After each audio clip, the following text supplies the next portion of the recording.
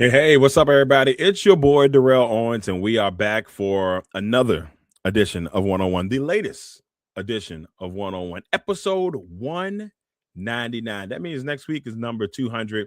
We knew we would get there before the season. Who knew that we planned it out beautifully where it would happen right as we get ready for the Super Bowl? But we got a lot to get into. We got a lot to kind of get into today. Talk about last week's games, get you ready for tomorrow's games. It's going to be a fun affair. And to find out who's going to take a trip to the Super Bowl. There's so much to get into. And your boy's close on a prediction, but I may have just jinxed it by saying that. But with all that being said, once again, this is Darrell Owens, Legacy Maker Sports Network. We're getting ready to bring you some hotness here live on the Legacy Maker Sports Network and, of course, on the amazing Bowie Television. Now, by this time tomorrow, we should know at least one team that is in the or at least heading to the Super Bowl and will be crowned at least the AFC champions by then. But let's go ahead and get it going. Episode 199 of 101 starts now. One.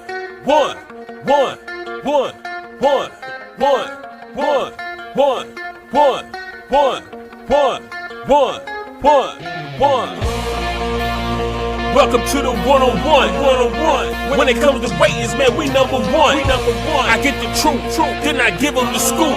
If anybody got a question, I give them the proof. Welcome to the 101. When it comes to ratings, man, we number one. I get the truth, then I give them the scoop. If anybody got a question, I give them the proof. Welcome to 101 at Legacy Maker Sports Network.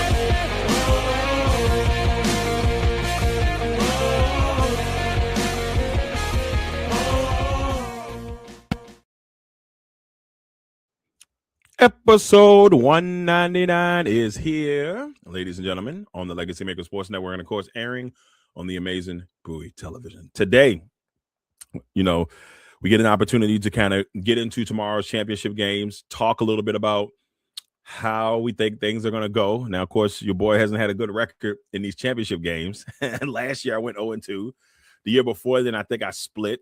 And it's just whatever team I pick, they just tend to do your boy wrong, and I think last year I had Commanders and Bills, both teams lost. Year before then, I had Lions and Ravens, both teams lost.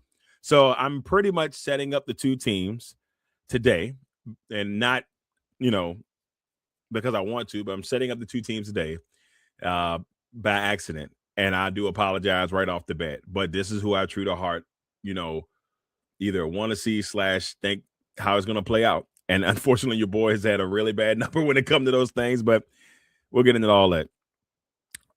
It has been a fun ride this season, and I can't believe we're getting here to the end and, about to shut down 101 for the sixth season edition of 101 is going to, got a couple of more shows left before we get ourselves prepared for season 7, the interview sessions, which I got some good names planned in there, but we'll talk about those later. Now, like I was saying earlier, when this airs, we will have at least an AFC champion by time. I said that wrong.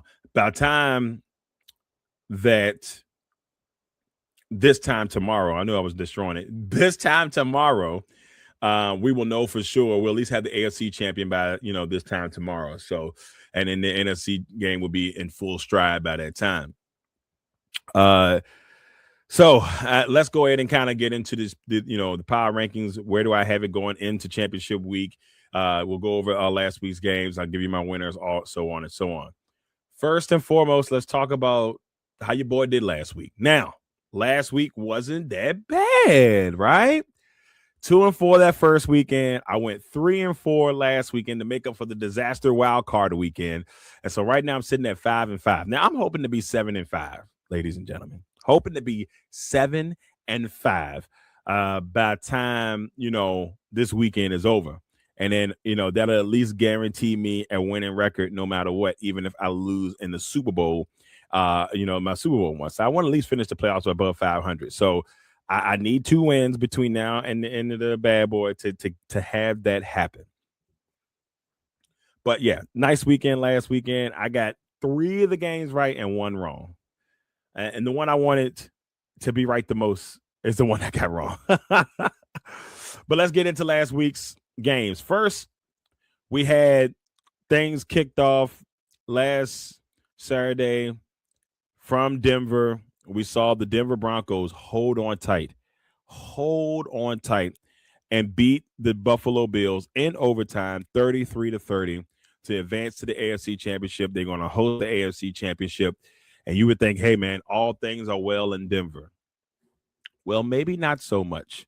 Game ends. You see Bo Nix. He's giving his post-game press conference, and he looks excited for his first opportunity to be in the AFC Championship game and maybe take the Broncos back to the Super Bowl for the first time since 2015. And then we find out just maybe like a couple minutes later, just a couple minutes later, we find out that Bo Nix is done for the year. Broke his ankle. Blown away. I was shocked. Couldn't believe it. Still can't believe it that it happened that way, but it did. And it was like, wow, did he just break his ankle? He did. It was the most insane thing. And now Denver fans have to hope and pray that Jason Statham can go in there and do his thing. I said Jason Statham, Jared Statham. I'm definitely trying to make him the transporter, but he's got to hope that he can come through and do big things. I listened to Jordan Palmer this week, and he talked about Statham's abilities, and he made me a semi-believer. Like, Denver can still pull this off. A lot of people have written Denver off and said, hey, they're not going to win this game. It's all about my guy Drake May, and that you might as well check the box and say that the New England Patriots are going to another Super Bowl. And the Patriots have been to a lot of Super Bowls. And so it would be quite interesting to see if they can knock it in and make that happen again this year. But that's where it all gets, interesting. So in this game, we saw Josh Allen, 25 for 39, 3 touchdowns, 2 picks. He had a fumble, 283 yards passing, and it just wasn't enough. They had chances. There was a play where Allen saw Kincaid cutting across. This could have won them the game. He overthrew Kincaid just by a little bit, and they end up having to kick field goal. And they had the chance. They had the chance, and it just did not happen the way they would like that happen. Then on the Denver side, Bo Nix, he had 26 for 46, 3 touchdowns and a pick, and obviously now he's out for the season. He led the team in rushing, which is not something that you want to see, and that's going to hurt this week, especially even though that J.K. Dobbins, they were saying, hey, J.K. Dobbins could be back. They said he will not play in tomorrow's game. So even with J.K. Dobbins being out, so now you look at it and say, well, what do they do? Denver's got an uphill battle to climb if they want to win the Super Bowl this year. They got the right coach in place to make that happen, but we shall see. Denver Broncos win 33-30 over Buffalo. In the second game of the Saturday contest, we saw the Seattle Seahawks dominate the San Francisco 49ers. I didn't see this coming. Yes, I picked Seattle to win, but I didn't think it would be like this. I didn't think a 41-6 beatdown would be what we saw from the 49ers. I mean, the 49ers have been a team all season. We've seen the 49ers persevere. I mean, injuries galore. Purdy was out for a while. Ayuk ain't been there all season, and from what we hear, will not be a 49er next year.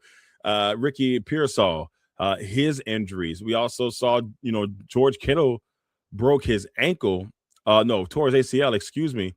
And the week prior, he was out for this game. So it was a Jake Tungus show. It was injuries. And yet, this team was still 12-5, and they still made the playoffs. They still almost won the division despite all of the injuries.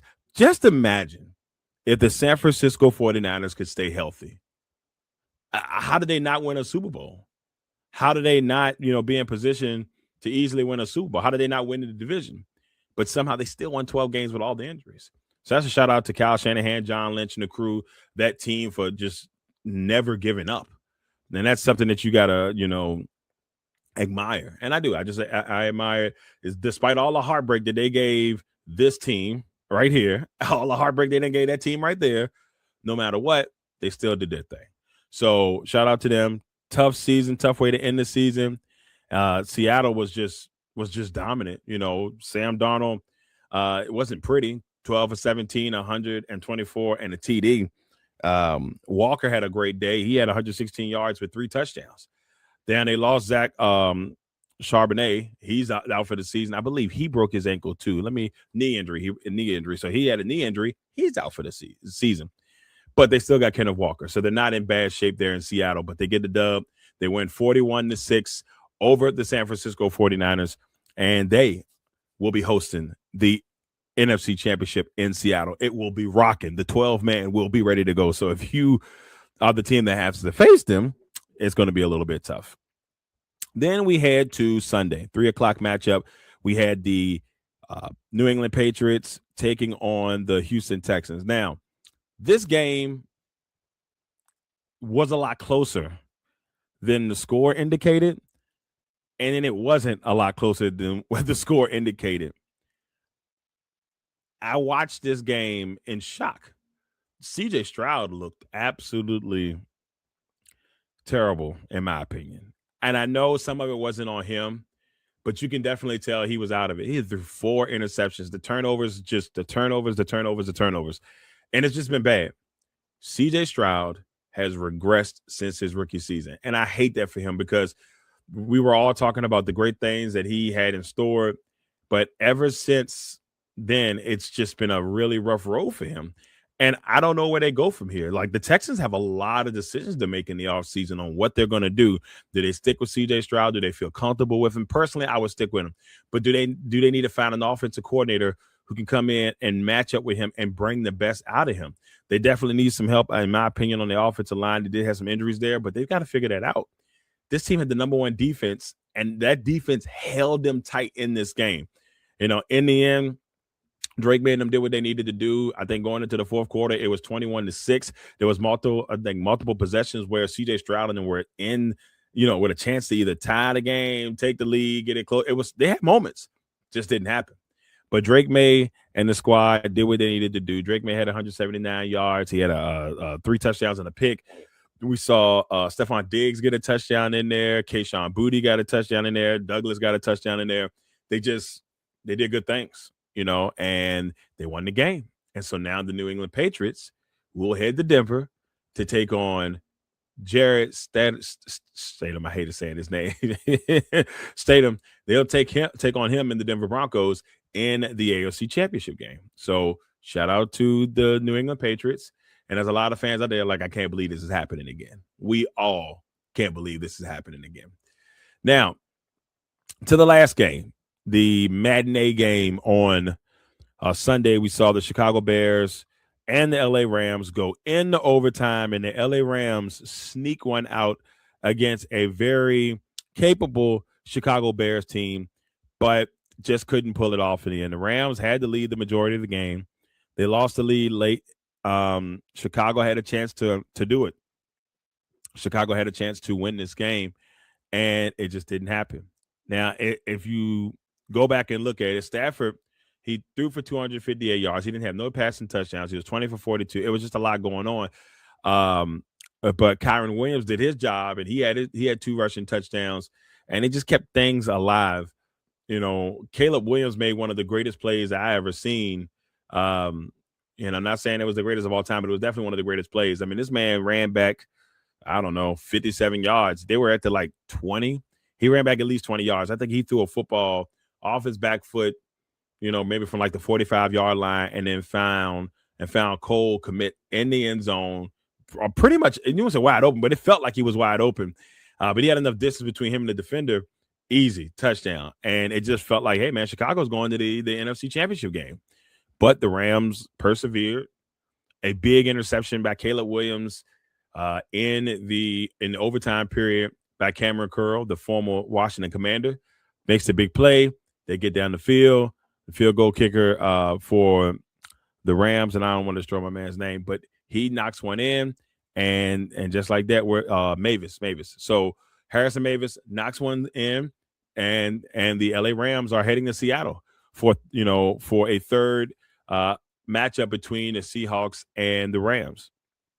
Now they split that series, and so we've seen those two teams face off, like I said, twice, and they split that series where we will see if the road team has won both games. And so we gonna find. No, I take that back. I think the home team won both games. One way or the other, they're gonna be in Seattle. It's gonna be loud, and I don't know. I just don't know if they're gonna be able to pull it off. Now, let's talk about the power ranking for the week. So heading into the week, to me, the power ranking goes as followed. Number 1, the Seattle Seahawks. After the impressive win over the 49ers, and probably the best division in football that had 3 12-win teams. So, I got them as the 1 seed. Number 2, I got the New England Patriots. And the Patriots, did what they needed to do defensively, offensively. They took, they did what they needed to do. They won the game. They took care of home. And now they get to head to Denver. At 3, I got the LA Rams. It's going to be interesting. That's all I can say. I don't want to put anything past, Seattle. I think they're the 1 seed. They deserve to be where they are. They won. So I still give them the number 1 spot, even over LA. At number 4, I got the Denver Broncos. The loss of Bo Nix is huge. So if Jared Stadium can make it happen, then by all means. The stadium can make it happen by all means. And that would be great for Denver. But that's where I got it. I got Seahawks, Patriots, Rams, and then hidden last on the power rankings, the Denver Broncos. So there it is. Tomorrow, 3 p.m., we will see the Denver Broncos host the New England Patriots with a chance to go to the Super Bowl, to book a trip to Santa Clara. That's all on the line in this one. And Stidham's got a really, really big task on his hands. Like he's got to figure out if he can make it happen, and I'm not sure. I think nobody is sure if they can make this happen. But this should be a really good game. And I think a lot of it is going to be all about the defenses. The defenses are going to be, very, very, very interesting. It's going to be very, very interesting. And that's where I want to see who wins that battle. But then can Stidham just not make any mistakes? That's going to be key. Not making any mistakes, not doing anything too crazy. And can they pull it off? That's where it will come down to. Now, this matchup between the Patriots and the Broncos will be the 3rd time that these two teams have faced each other in the AFC Championship game. The funny thing about this, though, first time it happened in 2013, where the Broncos would eventually go on to take on the Seahawks and get demolished by the Seahawks in the Super Bowl. It was bad. It wasn't pretty. And they ended up winning that game 26-16. And Brady was there. Then in 2015, the Broncos would beat the Patriots 20-18 in a battle. And they were able to win that game and then move on. And they won the Super Bowl against Carolina that year, 15-1 Carolina team. Now we head to this year. This will be the 3rd time these teams have faced each other in the AFC championship game. The Broncos are 2-0 in these championship games currently. All 3 games were held in Denver. So if you base it off of that, Denver's going to the Super Bowl, right? But I'm not putting anything past Drake May and them just yet. I don't want to do that just yet. And it's going to be a fun game to me, even though a lot of people have kind of written off the Broncos. I can't. Every time you think that they are out of it, they find a way. Sean Payton is leading the helm. Out of all the coaches outside of McVay, McVay and Sean Payton both have Super Bowl rings as a head coach. Vrabel has one as a player, but never as a coach. So it's going to be a fun dynamic. Should be a fun game. I'll give my prediction in a minute, but that's where that game stands. Then we got the NFC Championship game. Your boy can't talk. 6:30 on Fox. It'll be Seahawks and the Rams. And this one to me feels like a toss-up. But the way that the Seattle defense has played has been, I mean, just amazing, you know. And third. This is the Seahawks' third NFC championship since 2013, and they have been to two Super Bowls. They're 1-1 in those Super Bowls. And the Rams situation, would be the Rams' third NFC championship game, and they won. Well, they won both. Then they lost in the Super Bowl against the Patriots in 2018-19. Then they end up beating the Bengals at home in the Super Bowl, the non-Patriot / non-49er Eagles Super Bowl here a couple years back. And so this year we're going to get a non-49er / non-Eagles / non-Chiefs Super Bowl this year. But the funny thing about all this is that rematches. So I'll tell you this. The Seahawks have faced both the Broncos and the Patriots in the Super Bowl in the last two Super Bowls that they were in. The Seahawks won against the Broncos. They lost against the Patriots. Easily it could have been a win if they just gave Marshawn Lynch the ball. Sorry, Seahawks fans. I know that's a painful memory, but they've been there. Those two. So if the Seahawks win, it's going to be a rematch, right?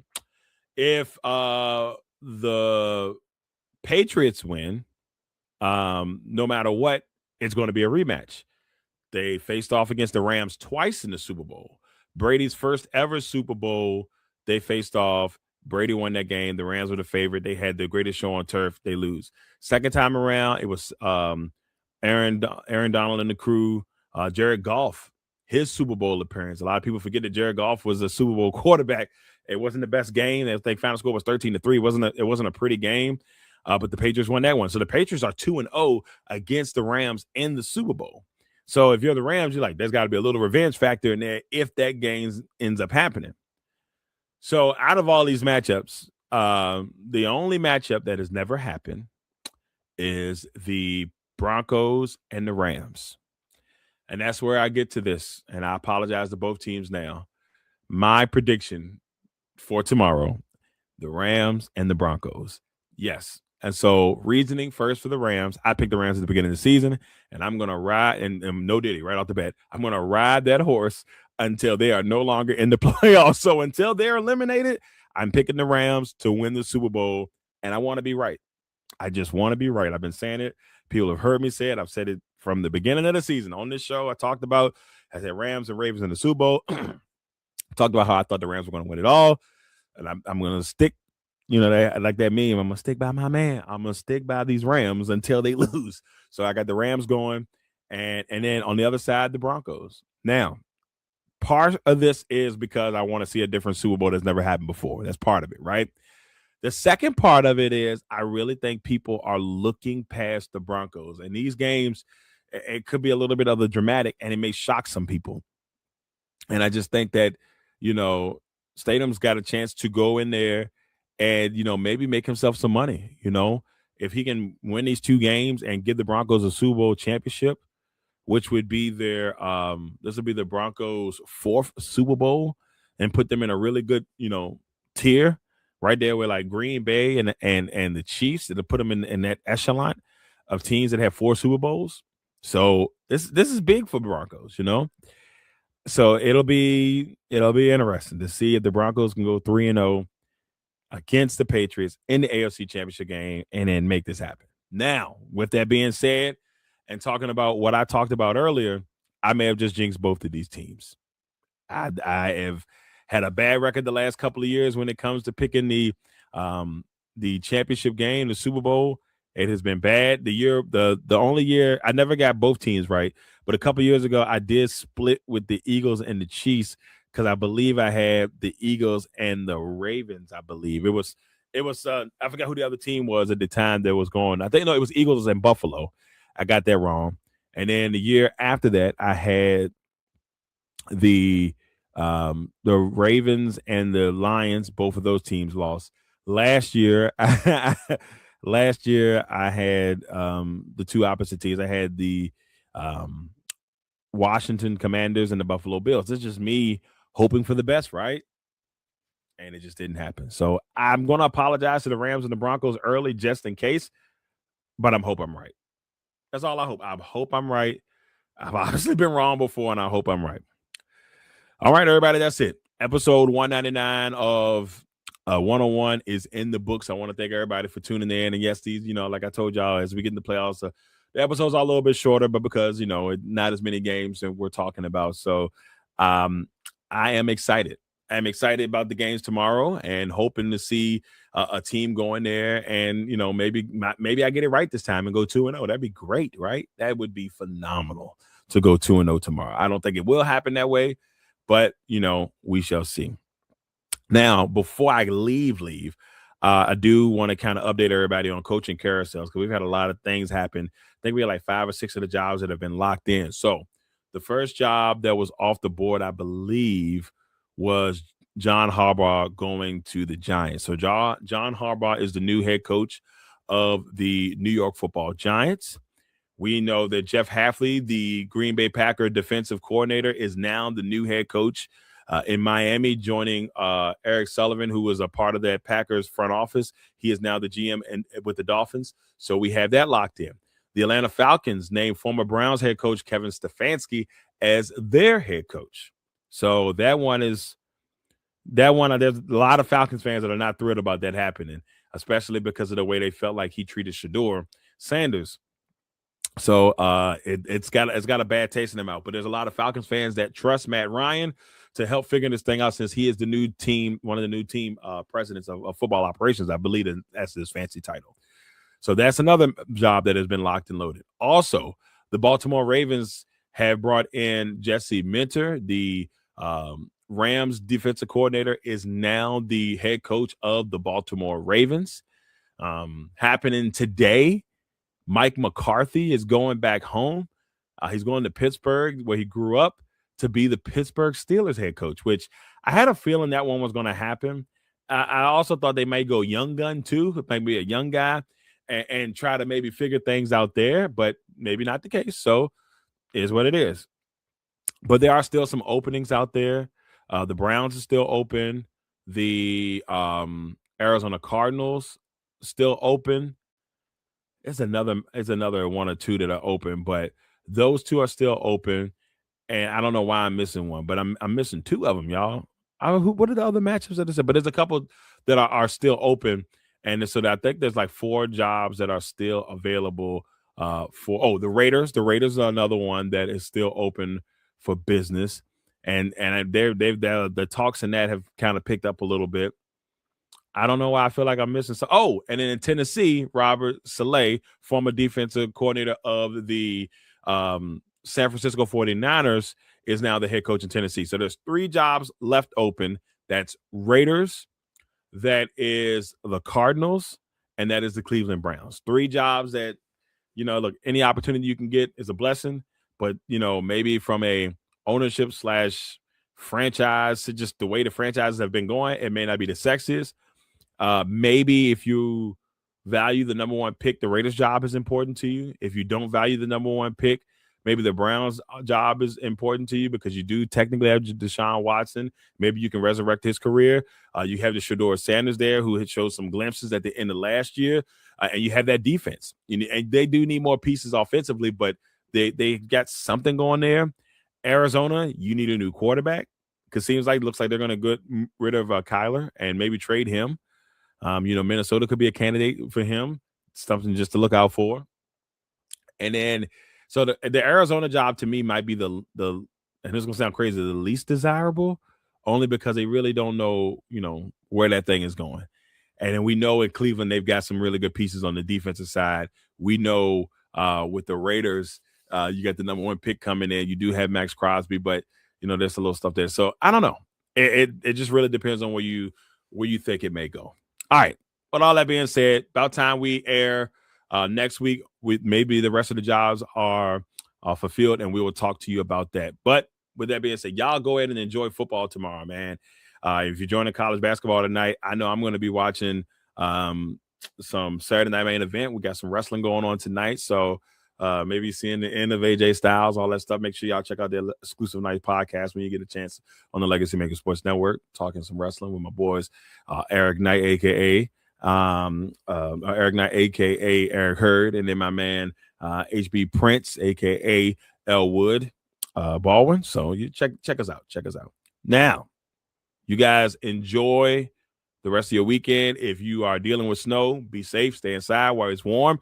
Pray that your lights don't go out. I'm praying for everybody that their lights and electricity stay on. But most importantly, y'all just stay safe out there in the snow. Until next time, we'll see you all next week, ladies and gentlemen, because next week we give you our Super Bowl 60 preview, and episode 200 of 101 will be going down. Once again, everybody, thank you all, and we will see you all next time.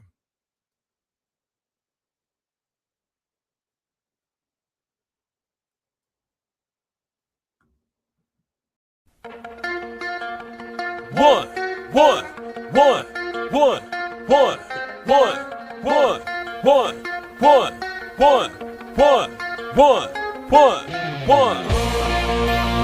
Welcome to the 101. When it comes to ratings, man, we number one. I get the truth, then I give them the scoop. If anybody got a question, I give them the proof.